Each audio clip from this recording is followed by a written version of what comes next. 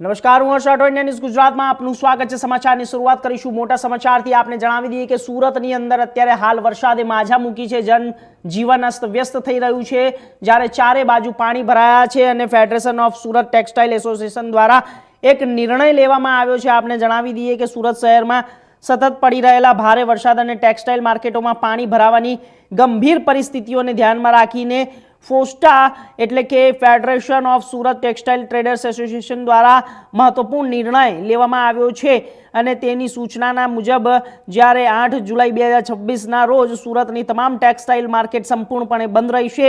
એસોસિએશનના જણાવ્યા અનુસાર જ્યારે ભારે વરસાદ અને પાણી ભરાવાના કારણે વેપારીઓ તથા કર્મચારીઓની સુરક્ષા અને માલસામાનના નુકસાનથી બચવા માટે આ નિર્ણય લેવામાં આવ્યો છે।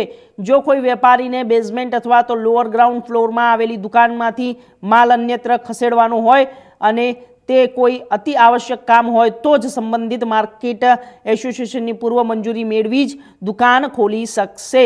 તો ફોસ્ટાએ વધુમાં જણાવ્યું છે કે પરિસ્થિતિ સામાન્ય બાદ માર્કેટ ફરી શરૂ કરવા અંગે અલગથી સત્તાવાર જાણ કરવામાં આવશે।